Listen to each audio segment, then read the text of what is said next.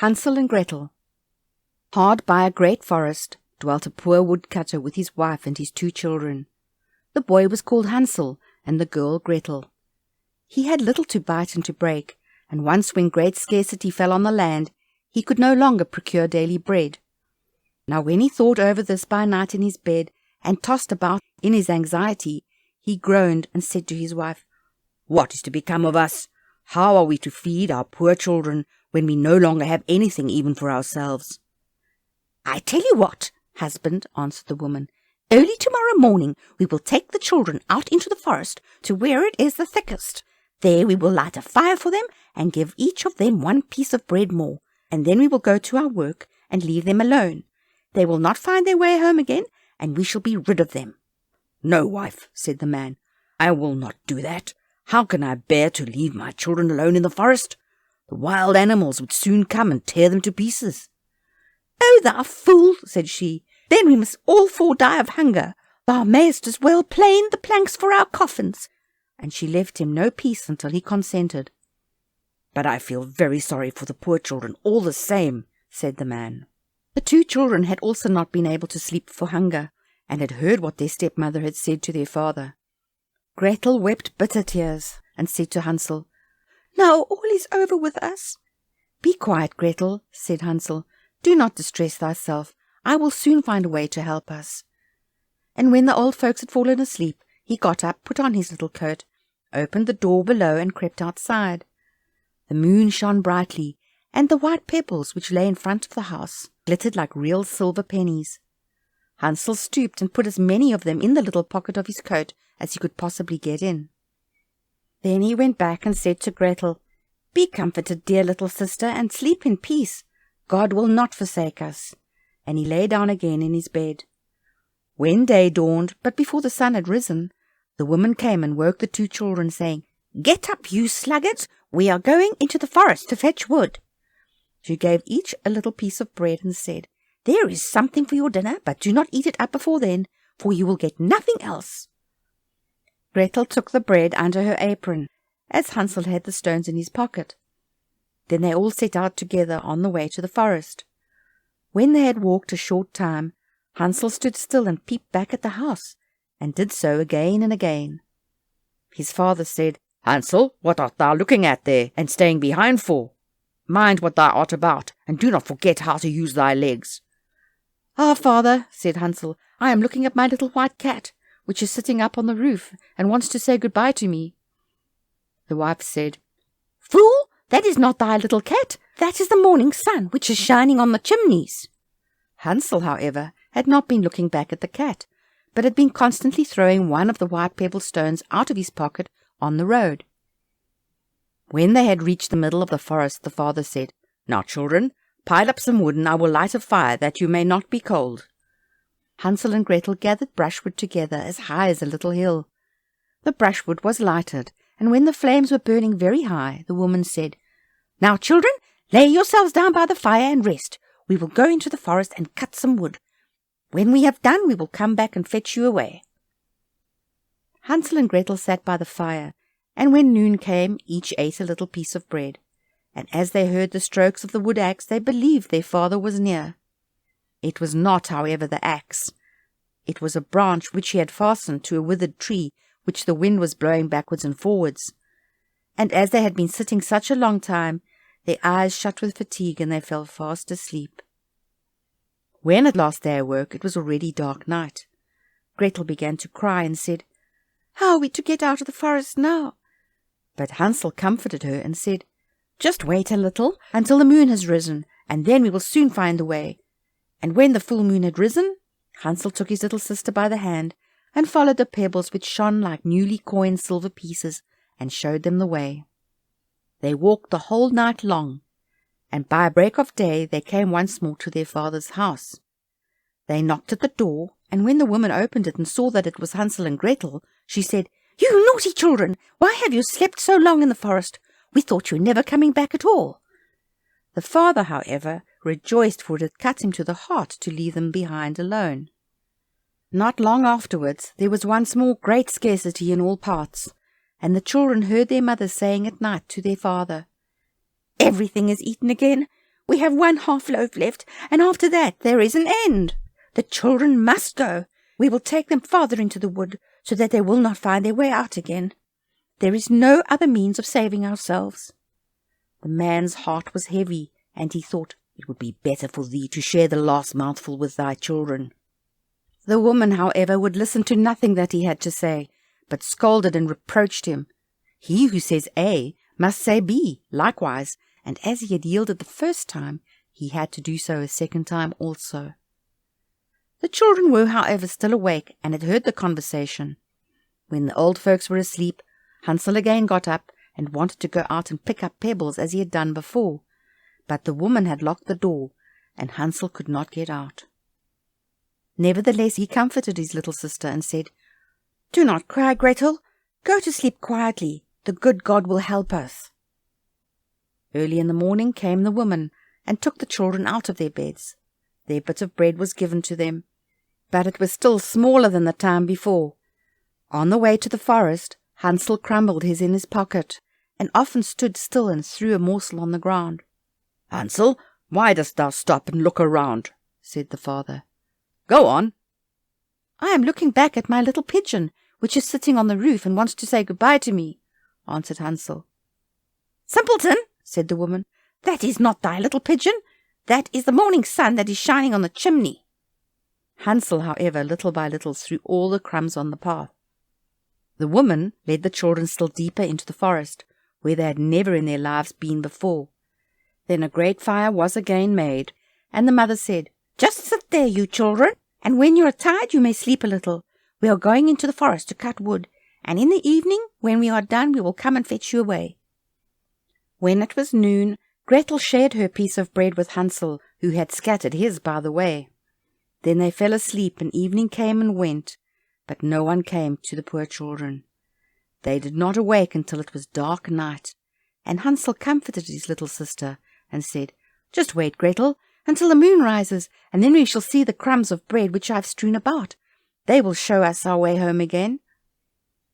When the moon came, they set out, but they found no crumbs, for the many thousands of birds which fly about in the woods and fields had picked them all up. Hansel said to Gretel, "We shall soon find the way," but they did not find it. They walked the whole night, and all the next day too, from morning till evening, but they did not get out of the forest, and were very hungry, for they had had nothing to eat but 2 or 3 berries which grew on the ground. And as they were so weary that their legs would carry them no longer, they lay down beneath the tree and fell asleep. It was now 3 mornings since they had left their father's house. They began to walk again, but they always got deeper into the forest, and if help did not come soon, they must die of hunger and weariness. When it was midday, they saw a beautiful snow-white bird sitting on a bough, which sang so delightfully that they stood still and listened to it. And when it had finished its song, it spread its wings and flew away before them, and they followed it until they reached a little house, on the roof of which it alighted. And when they came quite up to the little house, they saw that it was built of bread and covered with cakes, but that the windows were of clear sugar. "We will set to work on that," said Hansel, "and have a good meal. I will eat a bit of the roof, and thou, Gretel, thou canst eat some of the window. It will taste sweet." Hansel reached up above and broke off a little of the roof to try how it tasted, and Gretel leant against the window and nibbled at the panes. Then a soft voice cried from the room, "Nibble, nibble, gnaw, who is nibbling at my little house?" The children answered, the wind, the heaven-born wind," and went on eating without disturbing themselves. Hansel, who thought the roof tasted very nice, tore down a great piece of it, and Gretel pushed out the whole of one round window pane, sat down, and enjoyed herself with it. Suddenly the door opened, and a very, very old woman, who supported herself on crutches, came creeping out. Hansel and Gretel were so terribly frightened that they let fall what they had in their hands. The old woman, however, nodded her head and said, "Oh, you dear children, who has brought you here? Do come in and stay with me. No harm shall happen to you." She took them both by the hand and led them into her little house. Then good food was set before them, milk and pancakes, with sugar, apples and nuts. Afterwards 2 pretty little beds were covered with clean white linen, and Hansel and Gretel lay down in them, and thought they were in heaven. The old woman had only pretended to be so kind. She was in reality a wicked witch, who lay in wait for children, and had only built the little house of bread in order to entice them there. When a child fell into her power, she killed it, cooked and ate it, and that was a feast day with her. Witches have red eyes and cannot see far, but they have a keen scent like the beasts, and are aware when human beings draw near. When Hansel and Gretel came into her neighbourhood, she laughed maliciously and said mockingly, "I have them. They shall not escape me again." Early in the morning, before the children were awake, she was already up, and when she saw both of them sleeping and looking so pretty, with their plump red cheeks, she muttered to herself, "That will be a dainty mouthful." Then she seized Hansel with her shrivelled hand, carried him into a little stable, and shut him in with a grated door. He might scream as he liked, that was of no use. Then she went to Gretel, shook her till she awoke, and cried, "Get up, lazy thing! Fetch some water and cook something good for thy brother. He is in the stable outside, and is to be made fat. And when he is fat, I will eat him." Gretel began to weep bitterly, but it was all in vain. She was forced to do what the wicked witch ordered her. And now the best food was cooked for poor Hansel, but Gretel got nothing but crab shells. Every morning the woman crept to the little stable and cried, "Hansel, stretch out thy finger that I may feel if thou wilt soon be fat." Hansel, however, stretched out a little bone to her, and the old woman, who had dim eyes, could not see it, and thought it was Hansel's finger, and was astonished that there was no way of fattening him. When 4 weeks had gone by, and Hansel still continued thin, she was seized with impatience, and would not wait any longer. "Holla, Gretel!" she cried to the girl. "Be active and bring some water. Let Hansel be fat or lean. Tomorrow I will kill him and cook him." Ah, how the poor little sister did lament when she had to fetch the water, and how her tears did flow down her cheeks. "Dear God, do help us," she cried. "If the wild beasts in the forest had but devoured us, we should at any rate have died together." "Just keep thy noise to thyself," said the old woman. "All that won't help thee at all." Early in the morning, Gretel had to go out and hang up the cauldron with the water, and light the fire. "We will bake first," said the old woman. "I have already heated the oven and kneaded the dough." She pushed poor Gretel out to the oven, from which flames of fire were already darting. "Creep in," said the witch, "and see if it is properly heated, so that we can shut the bread in." And once Gretel was inside, she intended to shut the oven and let her bake in it. Then she would eat her too. But Gretel saw what she had in her mind, and said, "I do not know how I am to do it. How do you get in?" "Silly goose," said the old woman. "The door is big enough. Just look, I can get in myself." And she crept up and thrust her head into the oven. Then Gretel gave her a push that drove her far into it, and shut the iron door and fastened the bolt.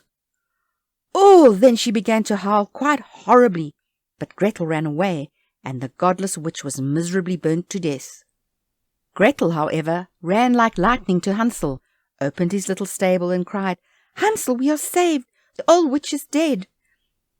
Then Hansel sprang out like a bird from its cage when the door is opened for it. How they did rejoice and embrace each other, and dance about and kiss each other! And as they had no longer any need to fear her, they went into the witch's house, and in every corner there stood chests full of pearls and jewels. "These are far better than pebbles," said Hansel, and thrust into his pockets whatever could be got in. And Gretel said, "I too will take something home with me," and filled her pinafore full. "But now we will go away," said Hansel, "that we may get out of the witch's forest." When they had walked for 2 hours, they came to a great piece of water. "We cannot get over," said Hansel. "I see no footplank and no bridge." "And no boat crosses either," answered Gretel. but a white duck is swimming there. If I ask her, she will help us over." Then she cried, little duck, dost thou see?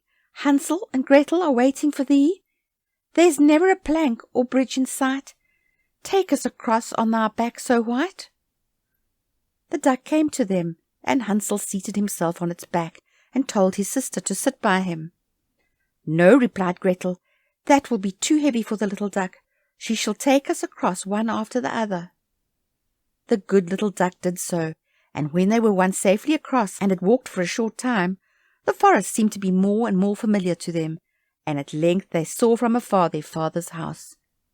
Then they began to run, rushed into the parlour, and threw themselves into their father's arms. The man had not known one happy hour since he had left the children in the forest. The woman, however, was dead. Gretel emptied her pinafore until pearls and precious stones ran about the room, and Hansel threw one handful after another out of his pocket to add to them. Then all anxiety was at an end, and they lived together in perfect happiness. My tale is done. There runs a mouse. Whosoever catches it may make himself a big fur cap out of it. End of story 15.